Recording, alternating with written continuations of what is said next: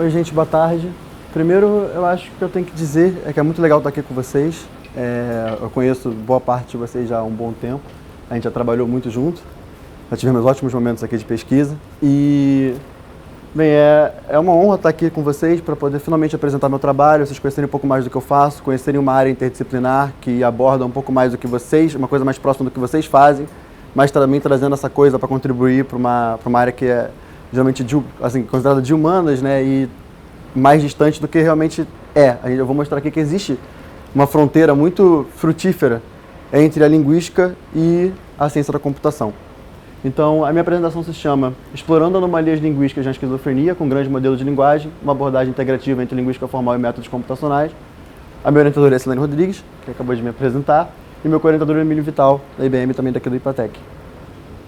Então, o que a gente vai ver hoje são esses tópicos. Primeiro a gente vai ver uma justificativa para esse projeto, e depois a gente vai ver como a esquizofrenia afeta a linguagem.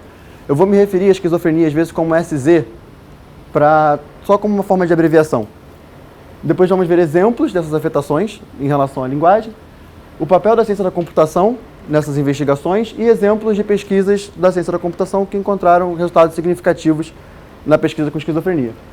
Aí depois vamos ter uma apresentação do meu atual projeto de pesquisa e a apresentação de como coletar dados de forma mais criteriosa, que é um ponto importante para o meu projeto. A gente está buscando como gerar dados mais confiáveis utilizando dados abrangentes presentes em mídias sociais.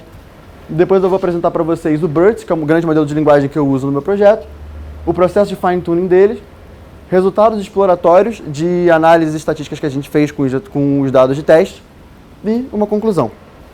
Então, para começar, qual é a justificativa para o projeto? A gente tem, já na literatura bem estabelecido, que a esquizofrenia ela tem uma forte ligação com a linguagem. A gente consegue ver isso diretamente nos próprios sintomas da esquizofrenia. Sintomas como a alucinação, elas são realizados auditivamente, ou seja, são um enunciado linguístico. O próprio delírio é caracterizado na psiquiatria como uma crença irreal que é considerada bizarra por um indivíduo neurotípico e essa crença tem que ser estruturada linguisticamente. E provavelmente o sintoma que tem mais ligação com a linguagem é a desordem do pensamento formal, que geralmente é inferida por saladas de palavras, quando a pessoa fala muitas palavras desconectadas, ou então produz palavras demais que uma pessoa neurotípica não consegue inferir nenhum sentido daquelas sentenças que estão saindo dali. E também é importante porque até nessa desordem do pensamento formal, apesar de ela ser caracterizada como desordem do pensamento, a gente não consegue abrir a cabeça de alguém e encontrar pensamentos ali. O que a gente faz? A gente infere de uma forma alternativa, que no caso é o discurso do paciente. E aí dentro desse contexto todo de investigação, a gente tem que a teoria linguística, se baseando na teoria da gramática, consegue encontrar estruturas ali da arquitetura da gramática que estão significativamente anômalas em grupos afetados por esquizofrenia. E a ciência da computação, utilizando métodos para quantificar a linguagem, também consegue encontrar resultados que caminham juntos com os achados da linguística formal. Justamente por isso, é interessante a gente abordar essa fronteira de uma forma mais direta. E uma das formas que a gente encontrou foi justamente abordar através dos dados. A linguística formal geralmente utiliza dados clínicos, de entrevistas clínicas, são dados mais qualitativos. Muitas das pesquisas na ciência da computação utilizam dados de redes sociais, então dados em grande escala, mas sem muitos filtros e com muita disparidade de conteúdo, é difícil de filtrar esse tipo de dado. Então a gente está tentando aproximar essas duas áreas a partir da caracterização do que é um bom dado que pode ajudar tanto a pesquisa na linguística formal quanto na ciência da computação e como desenvolver metodologias de coleta de dados que gerem, mesmo em mídias sociais, dados mais confiáveis. E com tudo isso, a gente pretende promover interdisciplinaridade entre essas duas áreas e abarcar também uma outra área que é muito importante, que é a psiquiatria e até mesmo a neuropsiquiatria. Então agora a gente vai começar assim, pela parte que provavelmente é mais importante, que é discutir como a esquizofrenia afeta a linguagem. As pesquisas da linguística formal apontam diversas afetações na linguagem pela esquizofrenia. De modo geral, a gente pode caracterizar que essas afetações são baseadas em processos combinatoriais da gramática, e esses processos combinatoriais da gramática, quando eles têm algum tipo de ruptura ali, geram anomalias em domínios amplos da linguagem, como na semântica, que é a construção do sentido, na própria arquitetura da gramática, no entendimento de contexto e por aí vai. Eu vou dar aqui alguns exemplos e aí vai ficar mais fácil da gente contextualizar.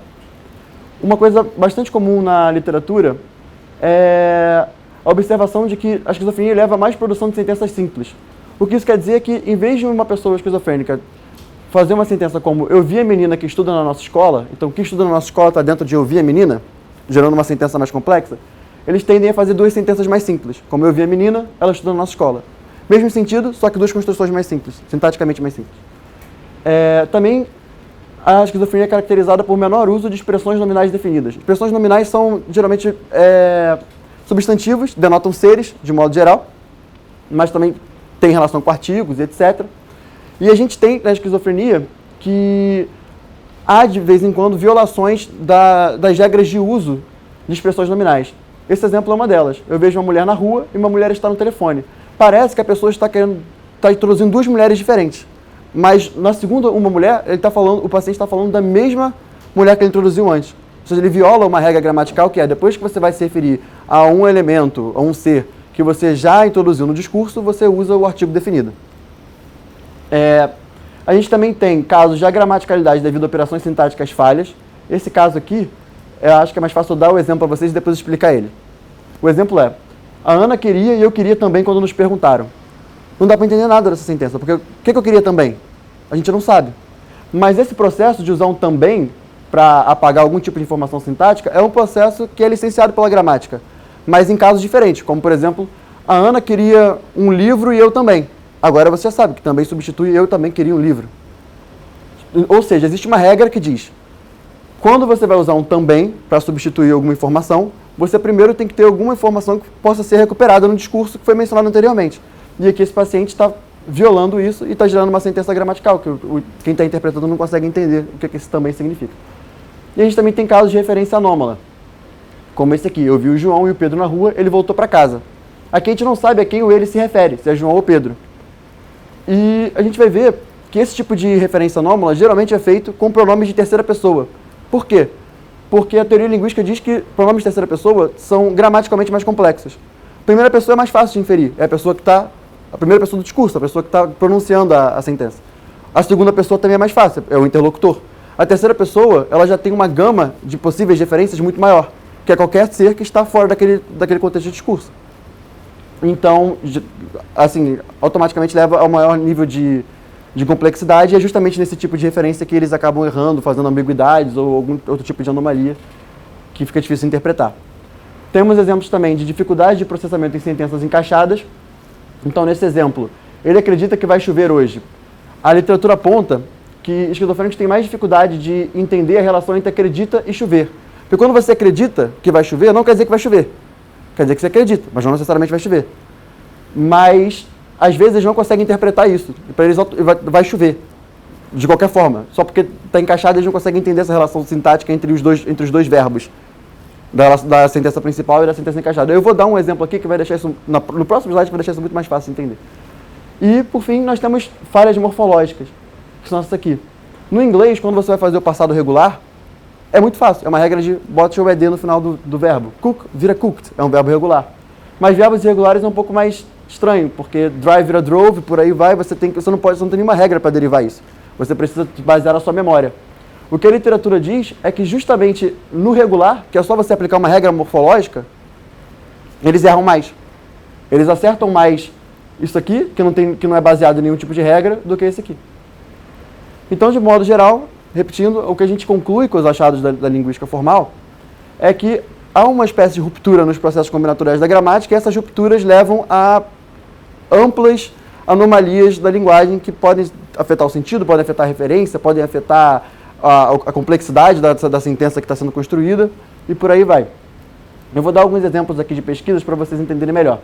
O exemplo 1 é da minha pesquisa de mestrado, da minha dissertação, e é sobre uma postagem do Reddit, em que um usuário está procurando uma namorada. É num fórum de dating, de relacionamento. E então ele começa a se descrever.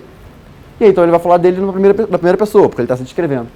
About me, very monogamous, currently na senior university. Então ele está dizendo que ele é muito monogâmico e está numa universidade.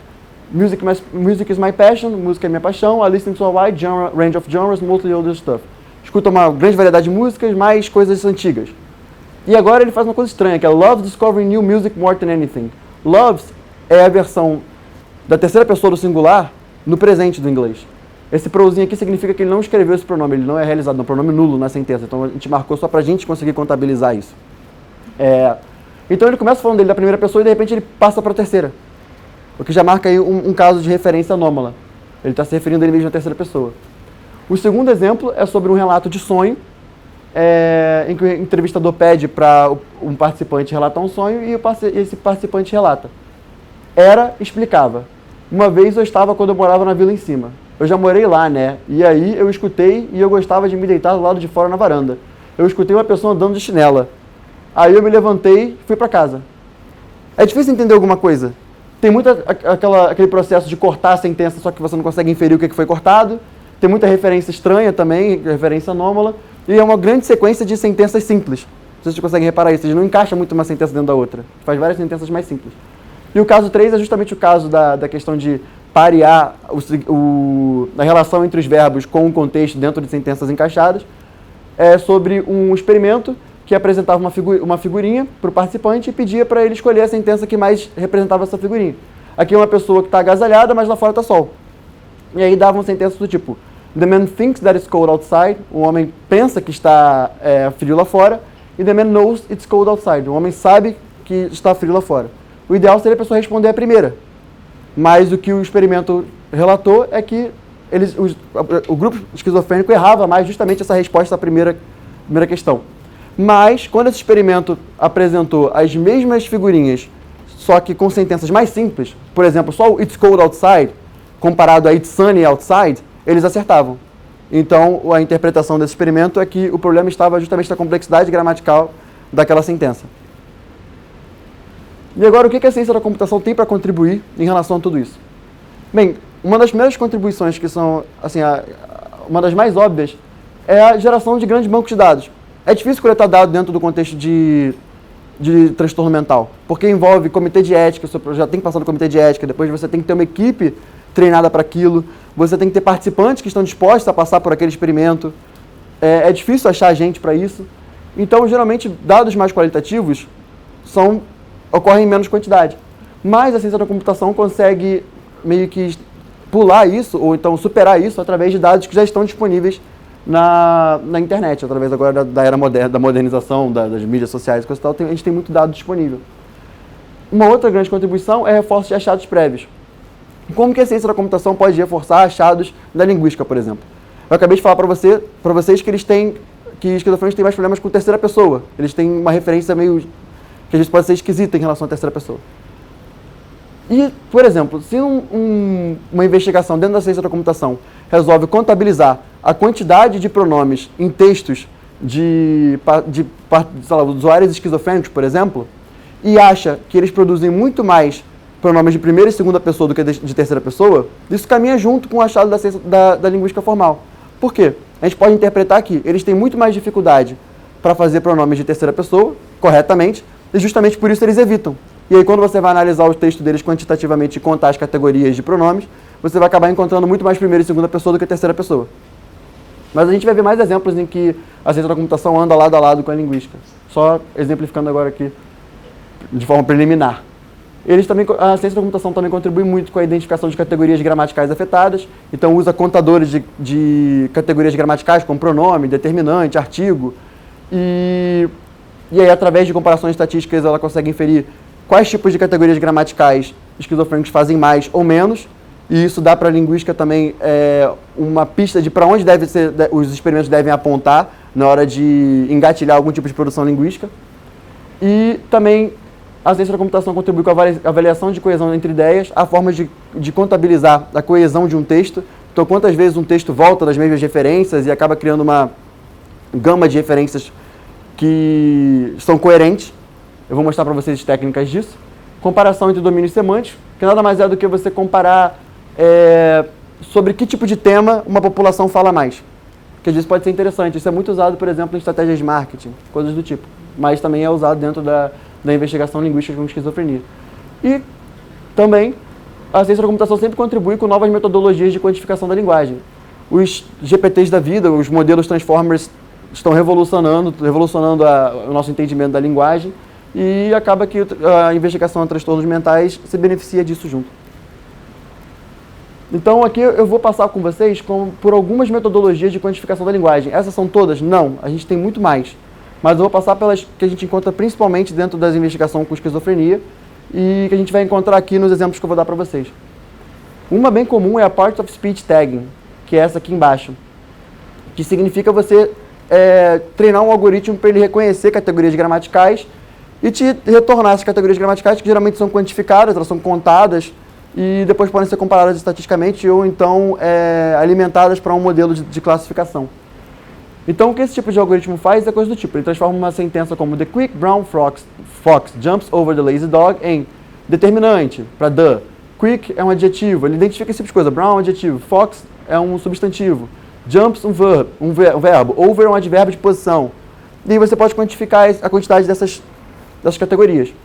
Mas você também não precisa parar nesse nível de superficialidade. Existem algoritmos de categorização que vêm além disso.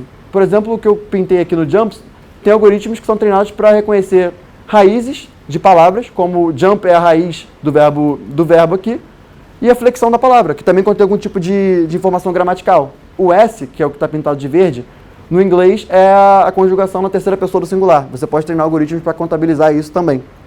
Os principais algoritmos na investigação em relação à esquizofrenia são árvores de decisão, naive Bayes, regressão, análise de grafos, SVM, que são Support Vector Machines, e modelos de aprendizagem profunda, Deep Learning Models. Uma outra forma de quantificar a linguagem, que é famosa, é a criação de grafos, de nódulos, e esses nódulos são usados para gerar grafos. Como isso ocorre?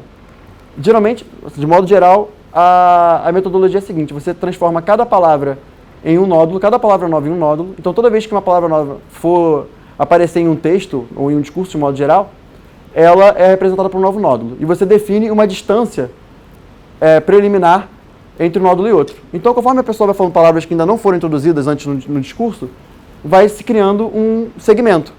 Mas aí o que acontece quando uma pessoa volta para uma palavra que ela já pronunciou? Acaba que não é criado um nódulo novo. O algoritmo, ele vai do nódulo que ele está, ele volta para aquele nódulo que foi criado anteriormente. Isso vai gerar um emaranhado. E é justamente isso que a gente quer que aconteça. Porque quanto mais emaranhado, maior a densidade de nós que você tiver ali, mais coeso é o discurso da pessoa, porque quer dizer que ela está voltando dos mesmos assuntos. Quando o grafo acaba sendo um segmento muito longo, quer dizer que não teve muita retomada. Então é assim que a coesão entre ideias, por exemplo, é quantificada. E a gente também tem os famosos word embeddings, que nada mais é você transformar a palavra em um vetor. Como isso é feito? Geralmente estabelece uma janela de contexto. O que é essa janela de contexto? Essa janela de contexto, muitas vezes, de modo simples, pode ser coisas do tipo as duas palavras para frente da palavra que a gente está analisando e as duas palavras para trás. E aí você vê com que frequência ela ocorre junto com outras palavras. Então aqui a gente tem um vetor de 7 dimensões e a gente, aqui no vermelho em cat, está analisando a relação de cats com outras expressões. Então cats com living being. Então dentro de uma janela de contexto, cats aparece bastante com living being. Aparece bastante com feline, felino. Aparece já não tanto com human, humano. Aparece mais com gender. E aparece quase nada com royalty, verb e plural. E realmente é difícil você imaginar um contexto que você vai ver cat junto com plural ou verbo, ou palavras desse tipo. Kitten, aí você vê que kitten também tem uma relação parecida com cat nos vetores. Já dog tem uma relação também parecida com cat, só que o feline é negativo. Porque quase nunca ou nunca acontece dog perto da palavra feline. E houses é bem diferente, é um vetor bem diferente de todos esses outros que a gente mencionou. Dessa forma, você acaba criando uma espécie de representação semântica de uma palavra a partir da associação dela de palavras com outras que estão próximas. E o legal é que quando você usa um software ou um código para representar esses vetores em um espaço 2D, você consegue ver que justamente cat e kitten estão próximos, dog está próximo de cat e kitten, mas já não tanto, e house está lá longe, no espaço vetorial aqui. Então é assim que dá para quantificar isso. Isso geralmente é utilizado para tratar justamente sobre domínios semânticos dentro da esquizofrenia, ver que tipo de palavras estão mais associadas a que tipo de temas e se a esquizofrenia fala mais sobre determinados temas do que outros. E por fim, essa aqui é a mais importante para a gente, é o processo de tokenização, porque esse processo é o que a gente usa no nosso modelo, BERT. E a tokenização funciona assim. Você começa geralmente com um alfabeto preliminar, que é uma coleção de tokens, que são todos os caracteres do nosso alfabeto, mais alguns símbolos como interrogação e exclamação.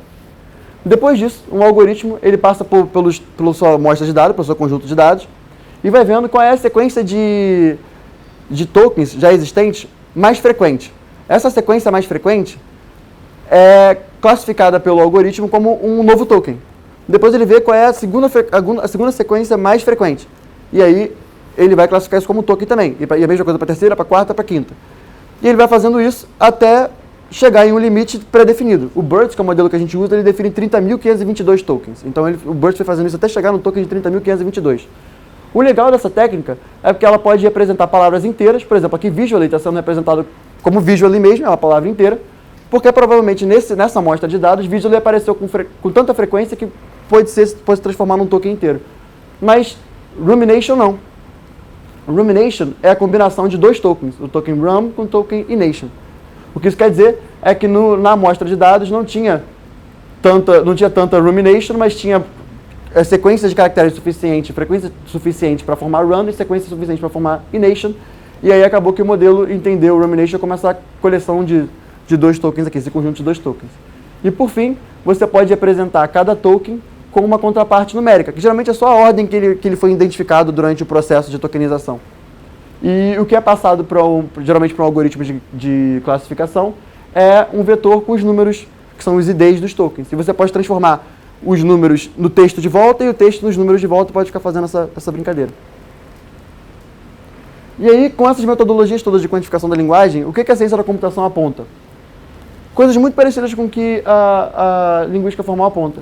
De modo geral, a gente tem que a esquizofrenia apresenta grafos de palavras menos coesos. Então, naqueles grafos dos nódulos, os nódulos têm segmentos mais longos, as palavras não voltam em palavras anteriores com tanta frequência, não tem tantos emaranhados. A gente também tem menor volume de flexão de palavras. Então, quando a gente vai contabilizar tokens, a ciência da computação acha muito menos tokens referentes a flexões de palavras. Por exemplo, o S de plural, um token que represente o S de plural, ou um token que represente o ED de passado regular no inglês. Então aqui a gente já está vendo que está caminhando bem próximo ao que a linguística formal encontrou até agora. Também há um maior volume de pronomes de primeira e segunda pessoas, como eu já até dei o exemplo para vocês. Maior dificuldade de previsão de palavras por algoritmos. Então quando você treina um algoritmo para ele prever a próxima palavra de um texto de uma pessoa esquizofrênica, ele vai errar mais a próxima palavra do que textos de indivíduos neurotípicos. Menor complexidade sintática inferida por meio de categorias gramaticais. O que é isso? Nós temos categorias gramaticais que dão uma ideia muito boa de complexidade sintática. Por exemplo, subordinadores. O que, em português? Geralmente ele é usado para introduzir uma nova sentença dentro de outra. Por exemplo, eu conheço a menina que estuda com você. Esse que estuda com você está encaixando, estuda com você dentro de eu conheço a menina. E quando categorias gramaticais são contabilizadas, a gente vê que esse tipo de categoria, que aumenta a complexidade da sentença, é menos usada por esquizofrênicos. Então a gente vê também que, novamente, está caminhando muito próximo do que a linguística aponta. Maior tendência a produzir palavras relacionadas a SZ. O que isso quer dizer é que quando você vai ver os vetores, tem muito mais, os word embeddings, tem muito mais palavras com fortes associações a termos do tipo saúde mental, psicose, distúrbio, tristeza, coisas mais relacionadas à saúde, de modo geral. E por fim, essa parte é meio óbvia, mas é importante apontar, algoritmos se apoiam em pistas lexicais quando podem.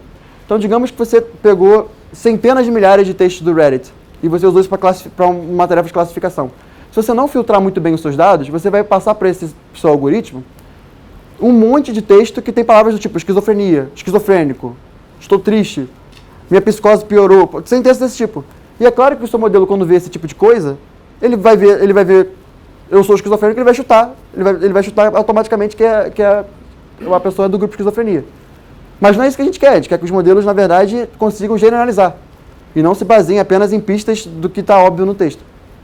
Mas alguns alguns estudos reportam que treinaram modelos diferentes, com mais ou menos pistas lexicais, e todos os modelos que foram treinados com mais pistas lexicais acabaram se apoiando muito nessas pistas lexicais e não aprenderam muito padrões sintáticos, por exemplo, que são uma coisa mais interessante para a linguística formal, e até para a própria ciência da computação. Aqui a gente tem alguns exemplos. Esse aqui é um exemplo de nódulos, né, de construção de grafos através de nódulos. É um trabalho da Natália Mota, uma psiquiatra, e aqui tem dois tipos de relatos. Aqui é um relato de sonho e aqui é um relato de atividades cotidianas. E aqui nós temos os grafos gerados por uma população bipolar, uma população controle e uma população esquizofrênica. Os bipolares, eles fazem associações demais. Provavelmente, por quê? Por causa do sintoma de mania, que gera uma exacerbação de sentidos. Então eles fazem associações demais que chega até a ser anômala. Controles, eles ficam naquela coisa mediana. Tem algumas retomadas de nódulos, mas ao mesmo tempo não é tanto quanto os bipolares. E os esquizofrênicos têm muito pouco retomadas de nódulos. Eles têm mais segmentos e menos voltas a termos anteriores. E é importante apontar que aqui, nessa investigação, só os relatos de sonho foram significativos para classificar a esquizofrenia através das áreas dos nódulos. Os relatos de atividade cotidiana não.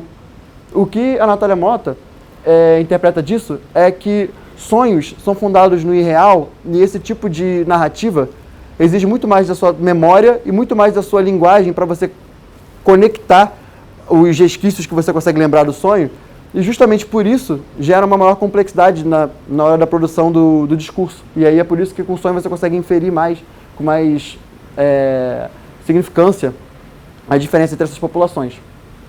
Já no outro lado, a gente tem aqui o treinamento de um modelo de classificação binária entre esquizofrênicos e controle. Foi um modelo de árvore de decisão. E ele utilizou essas categorias gramaticais aqui. Ele usou um Part of Speech Tag, aquele etiquetador de categorias gramaticais, para classificar, e ele conseguiu achar uma boa quantidade. Assim, ele teve uma performance de 0,91, então 91% de acerto. E o que isso aqui, como a gente entende esse grafo? Esse é um chat, ele funciona assim. Essa aqui é a categoria P1 singular, pronome de primeira pessoa singular. E aqui, a gente tem essa reta aqui que é o ponto zero, para cá é esquizofrenia, para cá, para trás, é controle. Vocês podem ver que para cá, P1 singular, está bem puxado e está vermelho. Por estar vermelho, quer dizer que o valor dessa feature, dessa categoria, é bastante importante para o modelo classificar esquizofrenia. E como está muito puxado para cá, quer dizer que ele tem muita certeza, se baseando nessa feature aqui, de que uma classificação vai ser grupo esquizofrenia, não grupo controle.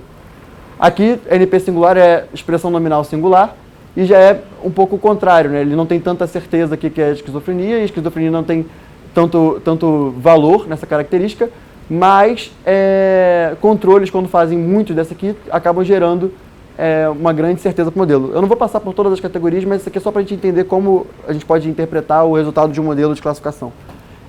E é importante apontar que essa aqui é a Silvia, que a Silene até chegou a comentar quando eu introduzi minha apresentação agora. Ela trabalhou com a gente durante o meu mestrado e ela percebeu que para ela chegar a esse resultado e o modelo dela conseguir generalizar de uma forma melhor, ela teve que excluir da amostra dela o subreddit esquizofrenia. Então, os subreddits são fóruns de discussão, então ela teve que tirar da amostra dela o tópico de discussão de esquizofrenia, porque senão o modelo estava sendo enviesado e utilizando palavras como esquizofrenia para poder classificar e não estava pegando os padrões dessas categorias gramaticais que era o que a gente queria. Mas uma coisa importante também a dizer é que ela só tirou esquizofrenia, ela não tirou os outros subreddits. O Reddit é uma grande rede social com milhões de fóruns. E existem outros fóruns que podem engatilhar palavras relacionadas à saúde mental. Tem um fórum chamado saúde mental, tem um fórum chamado psicose, e por aí vai. Ela não excluiu esse tipo de fórum. Então o que a gente conclui disso? É que técnicas computacionais, de modo geral, elas conseguem ter uma boa performance na classificação de esquizofrenia ou identificar alguma coisa relevante em relação à esquizofrenia, mas ainda há de haver algum tipo de diálogo entre as áreas da linguística formal e da ciência da computação, principalmente em relação aos dados que são usados. Nesse espaço, há uma área muito, assim, que está precisando de pesquisa, que é uma área de entendimento do que configura um bom dado para as duas áreas e como a gente pode gerar um dado mais confiável. Como eu acabei de mencionar para vocês, a Silvia Guerra ela não conseguiu filtrar muito bem o banco de dados dela e a gente ainda não tem uma confiabilidade tão grande nos resultados, mesmo o modelo tendo alcançado 91% de acerto. Então, é aí que o meu projeto entra. Qual é a ideia do meu projeto?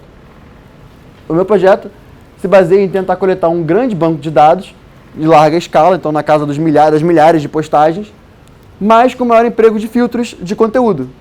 Ou seja, eu quero filtrar temas, fóruns, inferidos através de fóruns relacionados à esquizofrenia, que podem engatilhar palavras relacionadas à esquizofrenia. Eu quero filtrar melhor os meus usuários que vão compor cada grupo. Eu quero encontrar pistas mais confiáveis de que um usuário pertence ao grupo de esquizofrenia mesmo, ou então ele não pertence ao grupo de esquizofrenia, ele pertence ao grupo controle. E é claro, eu vou trabalhar numa escala menor de dados do que outras pesquisas, porque elas não empregam tantos filtros, então elas têm uma maior disponibilidade de dados. A Silvia Guerra, por exemplo, trabalhou com cerca de 300 mil postagens. Eu vou trabalhar numa escala menor, mas ainda numa escala na casa de milhares. Esse é o objetivo do meu projeto. Aí, além disso, a gente quer investigar o BERT. Por que o BERT? Porque o BERT é um grande modelo de linguagem muito usado na classificação. E é um modelo muito eficiente, é um modelo que não exige muito do seu computador e, ao mesmo tempo, ele te retorna boas performances. Então eu vou usar o BERT e também porque dentro da literatura com esquizofrenia já tem trabalhos que usam BERT, então ele é um bom baseline, um bom modelo de comparação para a gente. Eu quero testar se o BERT vai ter um bom acesso à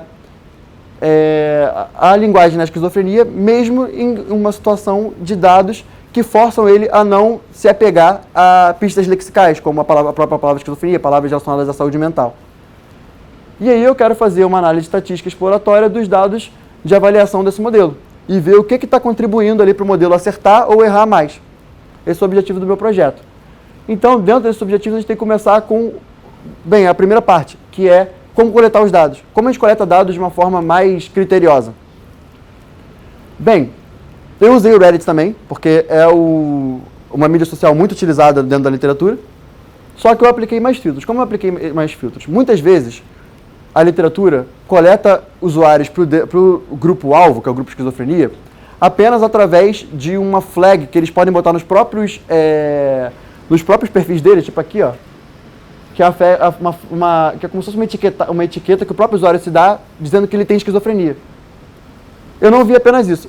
Quando eu encontrava um usuário com essa tag aqui, eu ia no perfil dele, baixava todos os posts dele através da API do Reddit, e depois usava uma regular expression, uma expressão regular. O que é isso? Expressões regulares são sequências de caracteres que você pode pré-definir para utilizar de diversas formas. Nesse caso, eu utilizo para pesquisar sequências que eu quero encontrar em textos. Então, eu combinava coisas do tipo eu tenho esquizofrenia, psychosis, coisas do tipo. E eu combinava esse com todos os acontecimentos que eu quero que sejam encontrados em textos. Mas eu não só usei eu criei uma lista enorme de possíveis ocorrências de autodeclarações de esquizofrenia, e aí eu procurava por essas autodeclarações em todos os posts de cada usuário. E só incluía para o meu grupo-alvo o usuário que tivesse uma autodeclaração, que eu checava manualmente se realmente era uma autodeclaração. Depois disso, o que eu fazia? Eu fiz a mesma coisa, só que para encontrar outros transtornos, porque eu não quero nenhum transtorno que seja conflitante com a esquizofrenia. Então, se a pessoa declarasse que tinha esquizofrenia, mas também declarasse que tinha bipolaridade, eu excluía ela. Eu fui fazendo assim. Fiz a mesma coisa para autodeclaração de não nativos de inglês. Então, se a pessoa dizia coisa do tipo I am Italian, eu sou italiano, eu excluía ela porque a Itália não tem como língua nativa inglês, então não tem como saber qual é a língua principal dessa pessoa, então eu excluía também. E foi assim que eu compus o meu grupo preliminar. E também excluí fóruns que tivessem como língua principal alguma língua que não fosse o inglês. A gente tem fóruns no Reddit como Ask Italy, pergunte à Itália. Então a maior parte das postagens era em italiano. Depois disso, o que eu fiz? Eu fiz uma avaliação dos subreddits, da presença de usuários em subreddits. E o que eu notei? Que existia uma grande quantidade de fóruns que tinha apenas 1 ou 2 usuários, 3 usuários presentes. Esses fóruns são representativos da minha amostra? Não são temas que não têm uma grande representatividade na minha amostra. É só um usuário que está conversando sobre esse tema, por exemplo. E aí o que eu fiz para tentar mitigar isso? Eu analisei os percentis em relação aos subreddits, a presença de usuários no subreddit, e defini um percentil que dava para filtrar uma boa quantidade de subreddits, que era muito heterogêneo, mas ao mesmo tempo eu me manteria na casa de acima de 10 mil postagens para o meu grupo. E aí eu resolvi excluir todos os subreddits que tinham menos de 10 usuários participando deles. eu terminei assim, com 15.639 postagens no grupo Esquizofrenia. Vocês podem estar vendo que até agora eu só estou falando de decisões em relação ao grupo Esquizofrenia. Por quê? Porque o grupo Esquizofrenia é meu grupo-alvo. Ele é o mais difícil de coletar, ele é o mais específico. Então é melhor eu primeiro tomar decisões baseado no grupo que eu quero analisar e depois eu dou um jeito de parear o grupo controle em relação a ele, porque o grupo controle é mais abrangente e é mais fácil de coletar. Então o que eu fiz para o grupo controle? Eu fui nos 10 principais subreddits que tinham mais participação no grupo Esquizofrenia e coletei usuários lá com a mesma metodologia de expressões regulares que eu apresentei para vocês. Só que eu coletei usuários que, além de não declararem nenhum transtorno mental, não terem nenhuma declaração de não serem nativos de inglês, também usuários que eu também escolhi usuários que não se declaravam com esquizofrenia, porque esse usuário de esquizofrenia não podia ser do grupo controle. E aí eu fui fazendo isso para achar um grupo de usuários, e nesse grupo de usuários eu coletei para cada post, em cada subreddit no grupo de esquizofrenia, eu coletei um post para parear com ele no grupo controle, para ter um maior balanceamento de tópicos possível. Eu consegui parear 100%? Não. A internet é ingrata, é difícil, os dados são aleatórios. Mas eu consegui um bom balanceamento de dados.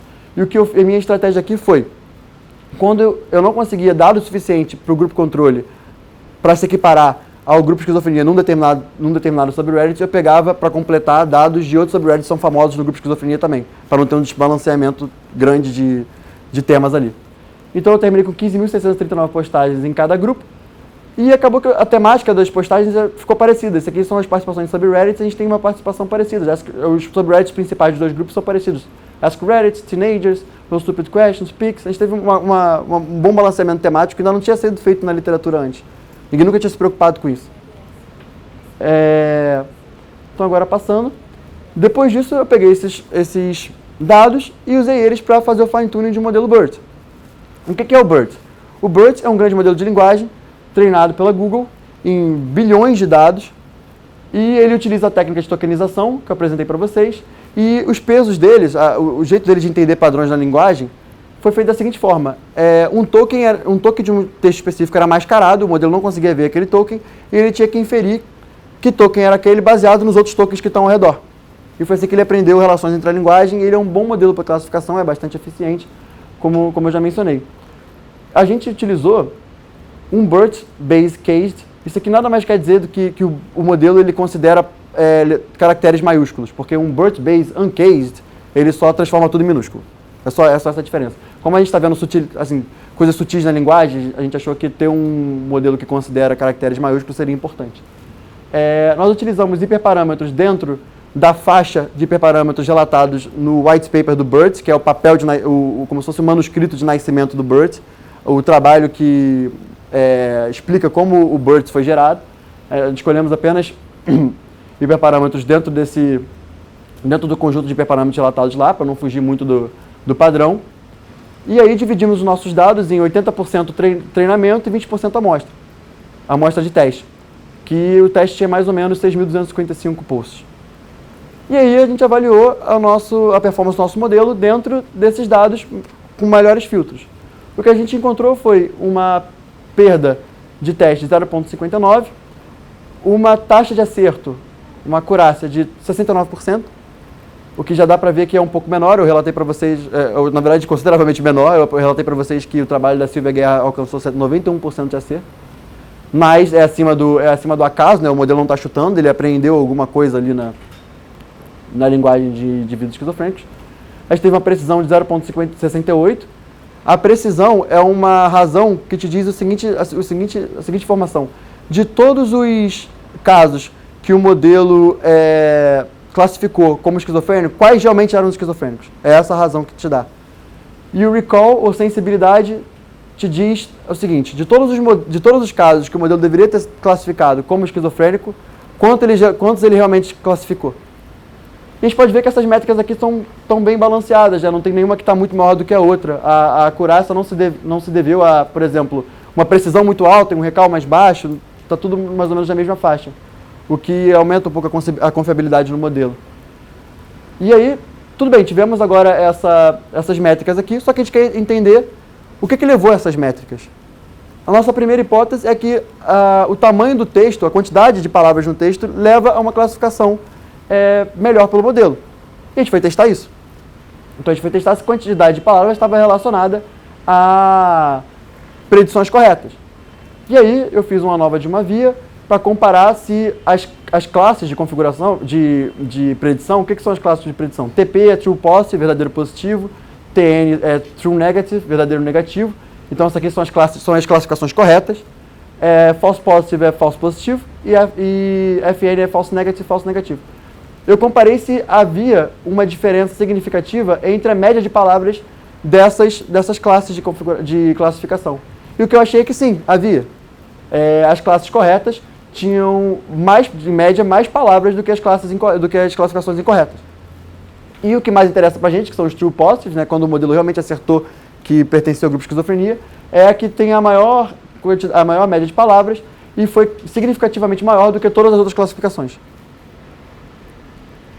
Depois disso, a gente resolveu fazer uma análise ainda mais profunda em relação à quantidade de palavras e a gente foi analisar a performance do modelo frente à faixa de palavras. Então, como o modelo saiu em relação à postagem de 0 a 10 palavras, de 11 a 20, de 21 a 30, 31 a 40 e assim por diante. O que mais interessa pra gente é a quantidade de TPs, né, True Positives.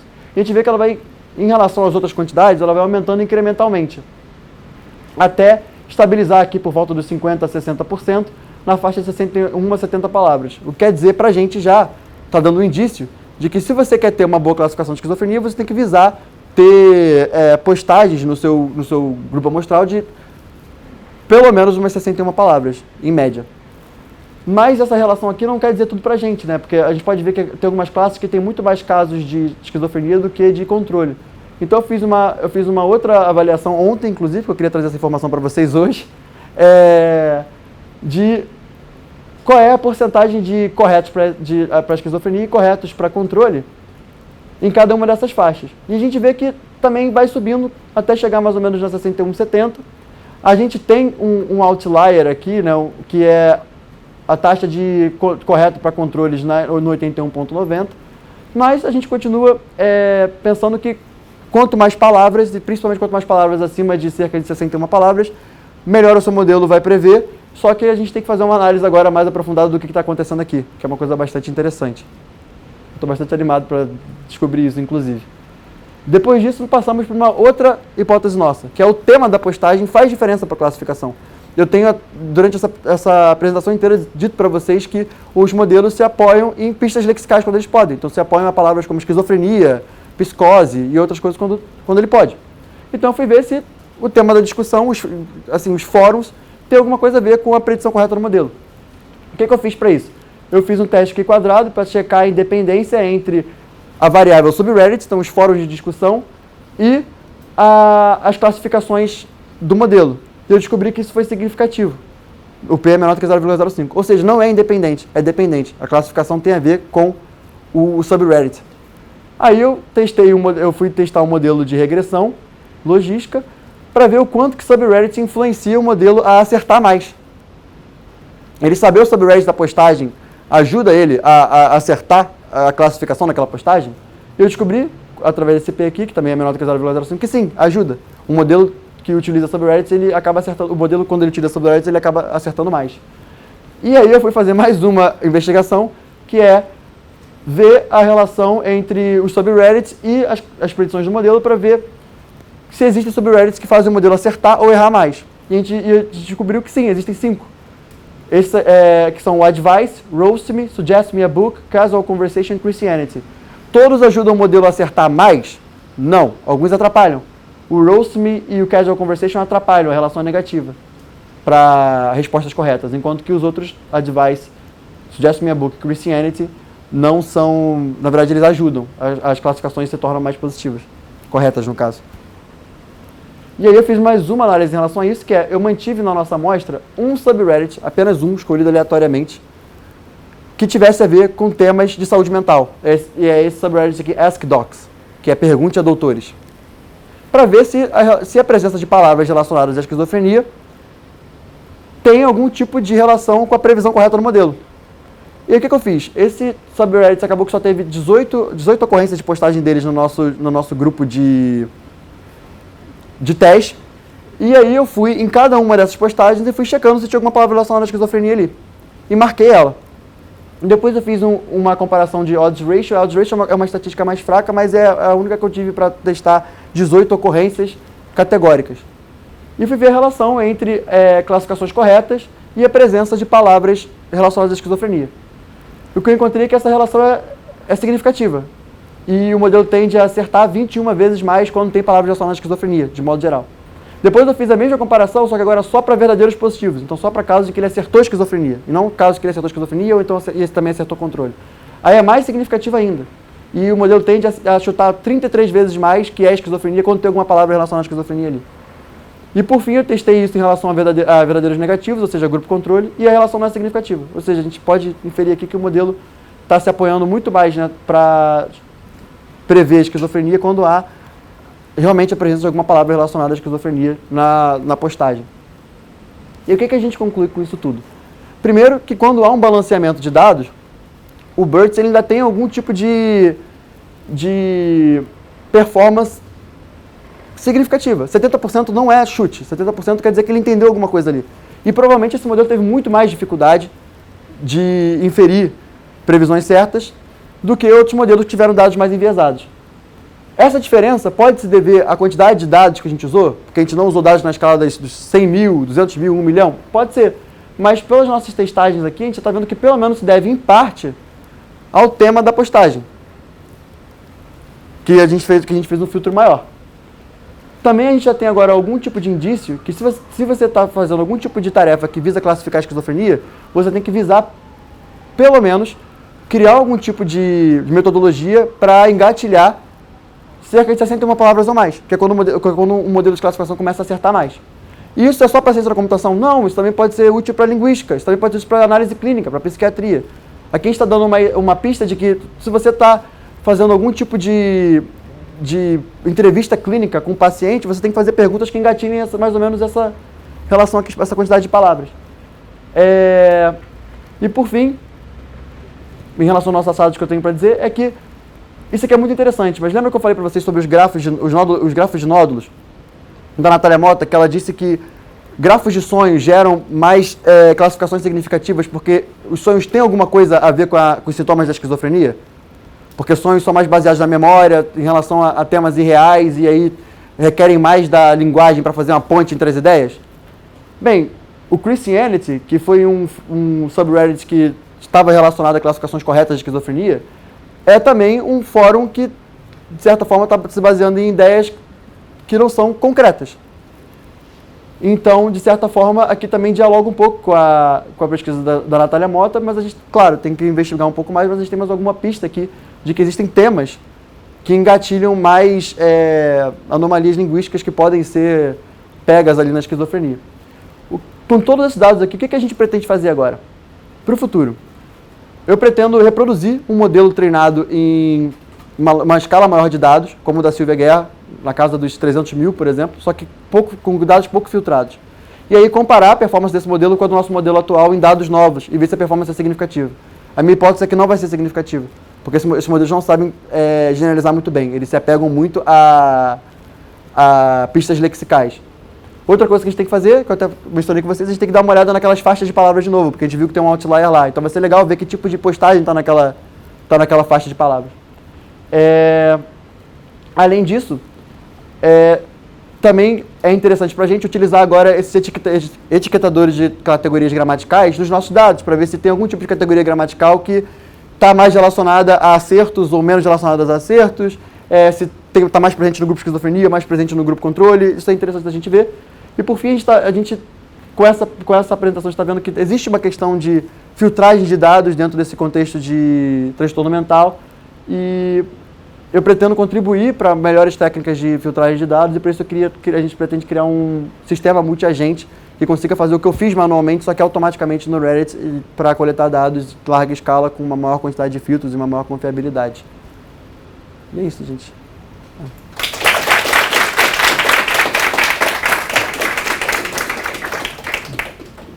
Perguntas?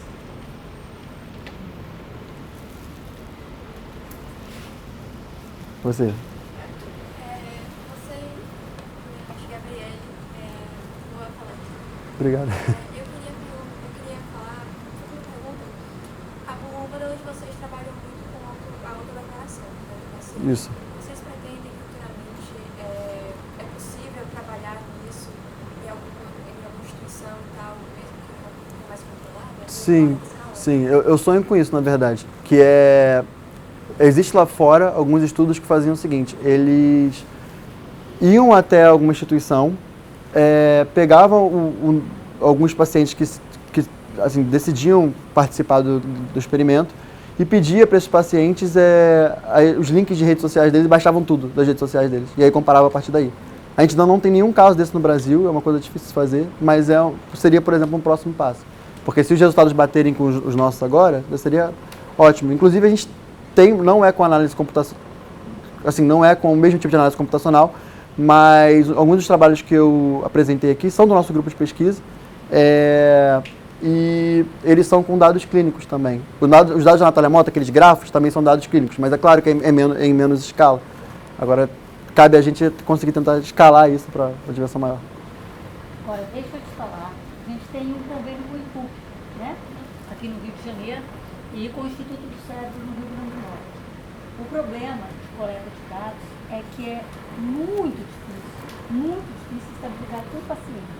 Então, por exemplo, no IPUB, quando a gente faz trabalho lá, a gente tem acesso, por exemplo, a 13 pacientes, tá vendo? Então, lá no Rio Grande do Norte, quando a gente trabalhou, nosso grupo maior tinha em torno de 20 pacientes. Então, é muito difícil, porque às vezes o paciente engaja na pesquisa e depois desengaja. E aí você já não tem mais o acesso dele. Ele se compromete a te dar o acesso e não te dá. Esse é um trabalho, por isso que a ciência da computação, com toda essa filtragem, com todo esse acesso, apesar do que você está falando que é de autodeclaração, ela contribui a aumentar o banco de dados que nós vamos analisar. Mais perguntas? Então, uma parecida com a da Gabriela, na verdade.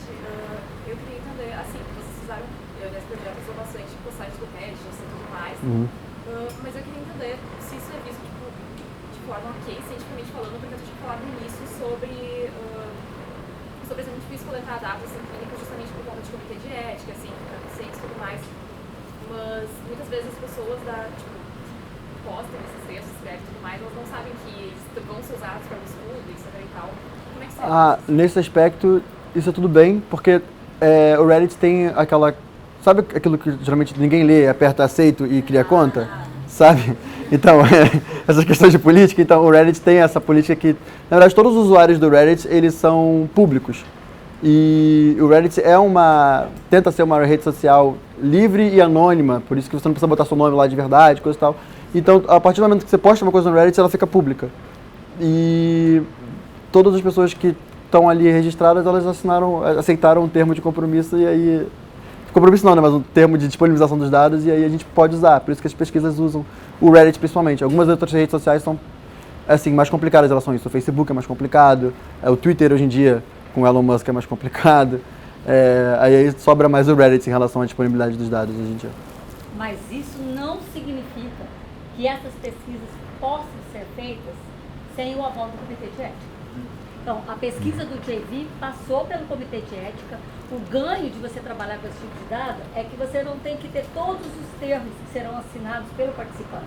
Você pede, no comitê, você pede a dispensa desses termos, entende? Porque são dados públicos, mas o comitê vai avaliar a pesquisa que você está fazendo. O dele foi avaliado. De qualquer forma, eu tenho que mandar para o comitê assim, o que configura uma postagem no Reddit e o quanto que eu não estou, na verdade, pegando nenhuma informação sensível do usuário. E também tem que mostrar que existe um termo que a pessoa aceitou, aí tem que mostrar que o Reddit tem esse tipo de coisa, mas eu, de qualquer forma, tem que me justificar com o comitê de ética. Pegar esses dados também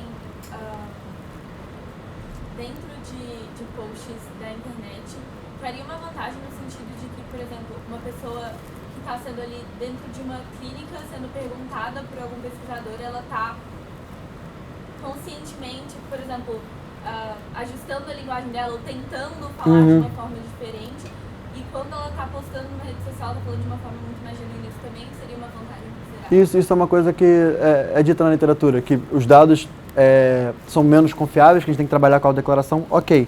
mas os dados são mais in natura, são dados mais que representam melhor o que a pessoa realmente, como a pessoa realmente escreve no dia a dia dela. E, de qualquer forma, assim, mesmo os dados não sendo tão confiáveis, já que eu entrei nesse assunto, a literatura na ciência da computação aposta em grandes quantidades. Então, você assim, aumenta a sua confiabilidade com grandes escalas de dados. É por isso que eu fiz de tudo para não abaixar de 10 mil exemplos ali nos meus grupos, por exemplo. Mas, sim, tem essa questão do in natura, que é bem legal do Reddit. Quando você coleta dados in natura, você vê mais pacientes com alogia. Tá? Então, pacientes que você fala assim, essa pessoa não fala, ela produz muito pouco. Quando você olha para esses dados, você vê menos alogia. Entende? Porque provavelmente a pessoa se sente mais confortável, né? Numa postagem do que numa conversa com um especialista. A gente vê que são mais verbosos os textos, porque a alogia é esse sintoma de que a pessoa não tem expressão linguística, ela tem uma expressão linguística reduzida. E aí, como ela se sente às vezes meio com vergonha de estar ali, coisa tal, ela não produz tanto, mas ali ela é mais ela mesma. Aí deixa eu só complementar a resposta. É bem importante a gente discutir aqui que o cientista, a comunidade de computação, às vezes ela mete os pés pelas mãos no sentido de o cientista da computação acha que agora pode fazer tudo. Então quer fazer um sistema para diagnosticar a doença. Então isso é complicado, entendeu? Então você pode até achar que está fazendo alguma coisa que está correta, mas você pode até ter um método, tentar computacionalmente falar que o seu método funciona, mas a menos que tenha um comitê de ética, a menos que tenha ali um pessoal da área médica dando um aval, atestando, você não pode pegar, fazer um sistema e falar que esse sistema diagnostica alguma coisa, entendeu? Então a computação não tem autonomia para sair. Então às vezes o cientista da computação acha que agora pode fazer um sistema para processar as pessoas, pode fazer um sistema para diagnosticar as coisas. Então não. Então assim, quando o JV pega esses dados da internet, isso é para mostrar a eficiência do método. Mas aí a parte da saúde, aí tem que ter o comitê de ética, entendeu? Então, assim, do ponto de vista assim, de computação, para a gente ver se o algoritmo está ok, é uma coisa. Do ponto de vista de saúde, aí é outra coisa. A nossa ideia não é diagnosticar ninguém, é na verdade utilizar essas metodologias para entender mais sobre a esquizofrenia, de modo geral, tentar inferir mais alguma coisa para contribuir para as outras áreas, mas nada de... Não, eu acho essa discussão muito boa, porque na verdade a gente nunca pode deixar de lembrar que nós estamos falando de vidas, de pessoas, né? E que nós estamos aqui, de qualquer maneira, construindo uma caracterização de um transtorno que será usado de diversas maneiras. Por exemplo, na fabricação, na elaboração, na fabricação, na validação de medicamentos, de drogas, para tratar psicose. Então, quando a gente faz essas pesquisas, a gente também responde nesse sentido, né? E o comitê de ética vai avaliar qual é a potência, quais são as possibilidades de uso dos teus resultados. Isso é muito importante da gente pensar. Então, que não é uma coisa impessoal só porque você está trabalhando com dados públicos. Você está respondendo ali pela ciência toda que está por trás daquilo também. Uhum. Mais alguma pergunta? Os seus soldados civis, mas teria como, você já pensou isso para a oportunidade? Sim. Também tem estudos diferentes, né? Então, o português tem regras diferentes. A gente, por exemplo, permite mais pronome nulo, o inglês não permite, né? Então é uma coisa legal de testar, sim. E a gente tem modelos para isso, a gente tem BERT em português e coisa e tal. Qual é o problema de testar com dados em português? É a falta de disponibilidade, porque o Reddit ele é uma rede social muito mais em língua inglesa do que em língua portuguesa. E aí, como eu falei já, as outras redes sociais elas têm mais dificuldade de coleta, elas dificultam mais para quem está a utilização das APIs delas, ou restringe mais, né? Então a gente chegou a pensar no começo do meu doutorado a fazer em com alguma coisa com português, mas eu não consegui encontrar os dados assim, para ter uma relevância, um volume maior e conseguir escalar melhor a quantidade de dados que eu teria. Então acabou que isso meio que ficou por terra. Mas é uma coisa que eu tenho vontade de fazer. De repente, com a ideia que eu falei de pedir permissão de acesso a paciente já diagnosticado, de repente a gente consegue uma boa quantidade de postagens a partir daí. Os modelos para acessar a linguagem a gente tem modelos treinados já para língua inglesa especializados, quer dizer, para língua portuguesa especializados. Só não tem os dados em larga escala. Oi.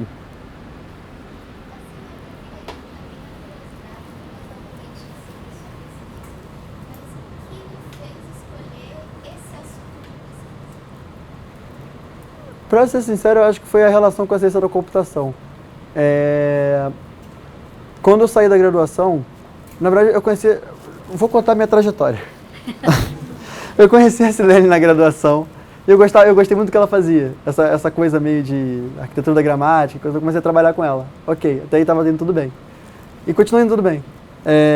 Mas aí quando eu terminei a graduação, a Silene veio me contar que tinha feito uma parceria com a UFMG, tinha um laboratório de inteligência artificial lá e estava querendo, de repente, abordar a esquizofrenia através dessa nova perspectiva. A gente já tinha uma pesquisadora que trabalhava com a gente em esquizofrenia, que é a Mônica, que vocês conhecem, em grande maioria. E aí eu vi essa relação entre usar a linguagem, então usar a minha formação em letras junto com uma coisa mais voltada para a tecnologia. Eu sempre gostei de coisas computacionais de modo geral. E eu não fui muito pela esquizofrenia em si, eu fui mais pela questão do computacional. Mas acabou que quando eu comecei a estudar um pouco mais de cognição, de como a gramática pode ser afetada em casos de neuroatipia, eu acabei me interessando mais e acabei me encontrando nesse aspecto. Mas a princípio foi por causa da questão da tecnologia, assim.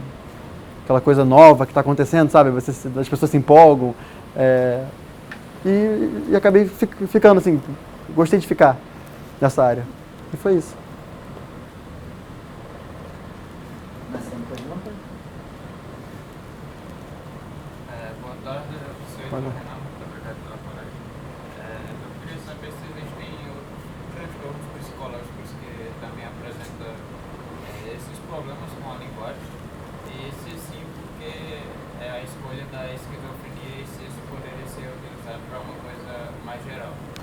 Poderia, a gente nesse laboratório de inteligência artificial da FMG, quando a Silene veio me contar desse laboratório, ela estava coorientando uma pesquisa que usou uma CNN, então uma rede neural convolucional, um modelo de aprendizagem profunda, para classificar no Reddit transtornos mentais de modo geral. Então ela identificava qual era o transtorno mental, a ideia era ela tentar identificar qual era o transtorno mental baseado nos subreddits, e ela conseguiu uma performance boa. Então ela não só classificava a esquizofrenia, mas também classificava a bipolaridade, autismo, umas coisas, assim, outros transtornos. E a gente tem sim na literatura, não só na ciência da computação, mas também na linguística, que outros transtornos têm também afetações linguísticas.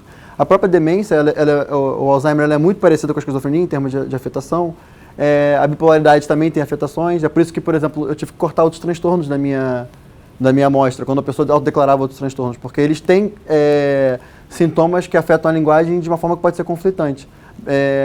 Autismo, bipolaridade, demência, borderline também a gente tem indícios de que tem algum tipo de afetação.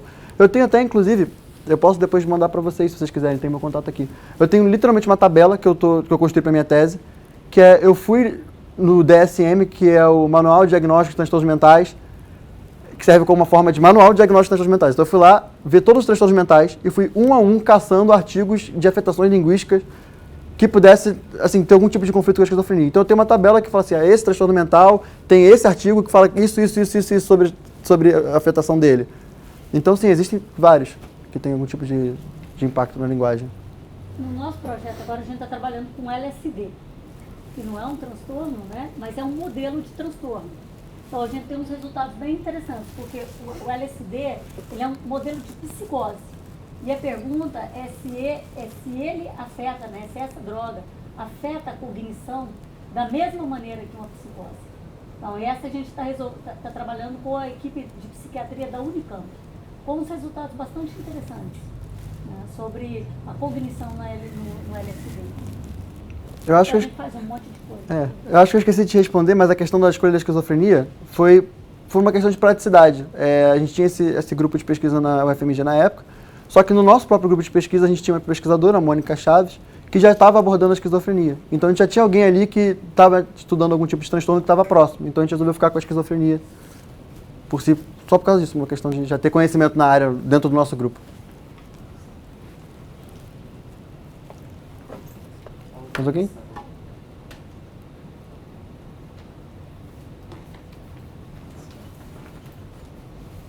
Mais alguma pergunta? Ou encerramos por aqui? Eu vou te pedir para me mandar seus slides, Tá, claro. porque tava de olho para ver se tinha alguma coisa para dar um pitaco. E aí, grafos é bom que eu minha tenha. praia. Ah, legal. Então, quando você Pergunta? colocou... Ah. Quando você colocou os grafos... Põe ali no grafo dos sonhos, por favor, rapidinho. Ah, tá bom. Quando você colocou nos grafos, aí eu já comecei a viajar. Aham. E aí, eu acho que dá para fazer um estudo, Vou chegar lá.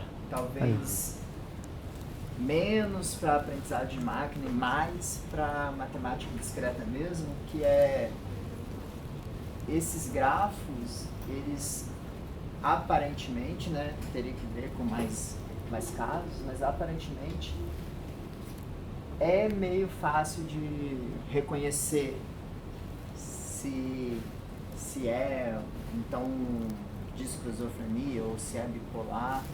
Então eu acho que dá para fazer um estudo do tipo caracterizar essas classes de grafos, caracterizar quais são a classe de grafos de esquizofrenia, tentar pensar em algoritmo para reconhecer de maneira exata, fazer uma coisa assim mais estruturado, entendeu? A Natália também disponibiliza o software dela de grafos, aí dá pra ver também o code dele, né, como é que ele funciona, como é que ele calcula as coisas, dá pra gente acessar isso pra ver. Se tiverem esses dados, eu acho que dá pra... Porque assim, pro pessoal que é de matemática, tem estrutura, então dá pra provar como que a estrutura se comporta, quais são as características, aí depois dá pra pensar, tipo, dá no algoritmo, dado um grafo, aquele grafo é de esquizofrenia ou não.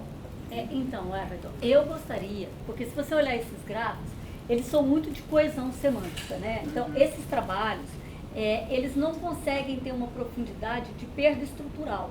Ele mede a coesão semântica. E a falta de coesão semântica te diz o seguinte, esse cara provavelmente tem perda estrutural. Agora, eu gostaria de desenvolver, entende? Algo que fosse sensível à perda estrutural.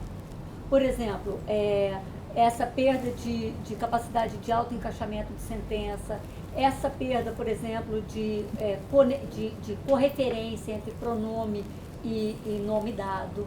Isso é muito difícil de desenvolver. Tem que ser feita uma equipe, que entende muito da matemática por trás disso, e o outro, uma parte que entende muito de linguística. Isso a gente poderia fazer. Eu acho que o Rinsen de Barcelona tem 2 grupos no mundo inteiro tentando fazer isso hoje. Um é o grupo do Rinsen de Barcelona, o outro é o nosso. Então, assim, é muito pouca gente trabalhando nisso, né? O grupo do Rinsen tentou trabalhar com o pessoal do Chile. Eu não vi os resultados. Uma coisa muito legal disso aqui é que a pergunta foi, eu posso fazer com outra língua? Pode, mas então, os resultados, quando a gente faz o resultado olhando para dados clínicos, o que nós notamos é que essas perdas estruturais, gramaticais, elas são super estáveis, independente da língua. Então, não independe se a pessoa fala turco, inglês, português, italiano, ela vai apresentar as mesmas perdas estruturais. Então, é algo que dá uma estabilidade para a gente trabalhar, não é? Mas a gente precisa desenvolver esses modelos ainda. E a gente poderia Eu achei bem legal. Podemos. Eu gostaria de dar uma olhada nesses gráficos, porque parece...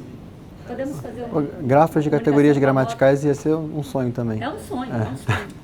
Por exemplo, parece que o grafo da esquizofrenia, basicamente você está falando o tempo todo que parece que são esparsos. O bipolar parece uma coisa mais densa. Então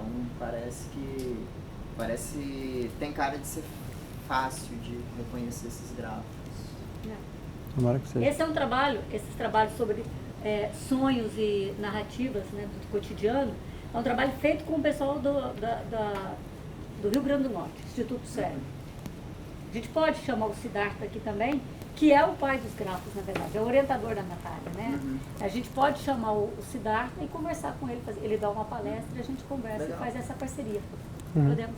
Tem mais uma pergunta ali, né? Quem está fazendo discreto vai ver grafos ainda. Eu tenho uma dúvida sobre os gráficos, porque como são palavras, tem Uhum. algumas palavras que a gente usa mais, tipo preposições e... Isso. Que são essas colas sintáticas, né? Que junto Os o texto. gráficos, eles diferenciam conexões entre colas e tipo conexões mais raras de voltar numa palavra... Não, ele sempre volta, assim, todos os pra que você falar, por exemplo, os com, todas as conjunções, tudo que você usar, ele vai voltar no mesmo nódulo. Ele não, esse grafo, por exemplo, pelo menos não diferencia. O que agora é uma coisa legal, pode sair uma ideia daqui, de começar a diferenciar esse tipo de conexão. Mas, por exemplo, isso ajuda para ver como de esquizofrenia é bem Isso aí. particular. Exatamente. Ele vai ter menos dessas categorias que tu está apontando. É outra dúvida. A categoria de desdém é o quê? Então, eu sabia que a gente ia chegar nisso. Que tem muita categoria aí, né? Então, calma aí. Eu deixei uma coisa estrategicamente posicionada. Ó. Tcharam! Aqui tem todas as legendas da... Cadê? Dedém. Determinante demonstrativo. Então, com coisas como this, that, those. Tem aí tudo.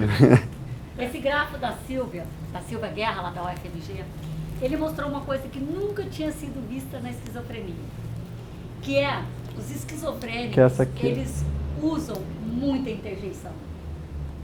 Então, se a gente pega as hierarquias de gramática e dá uma olhada, as interjeições são as que menos precisam de gramática complexa. Então, ela fez uma descoberta com esse gráfico que é uma coisa muito bacana de ver, né? Esse uso de uma gramática menos complexa nas interjeições.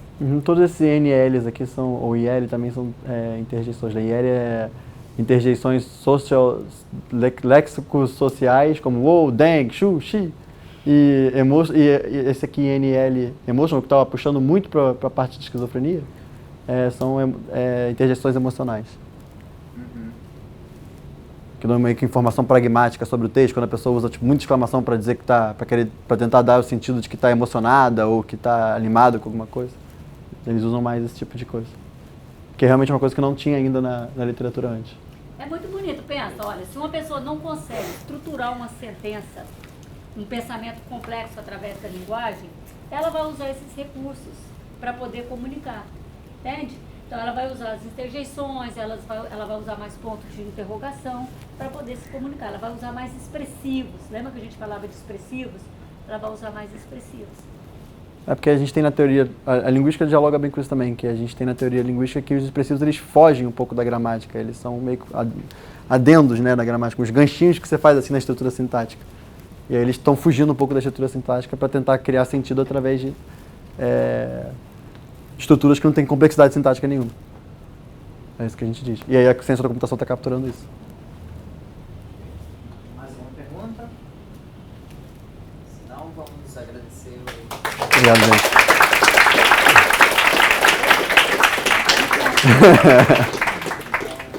Vamos tirar uma foto? Então, quem quiser fazer iniciação científica estudando gráficos de... Vamos adorar ter vocês. Procurar a gente, né? A gente faz essa iniciação científica.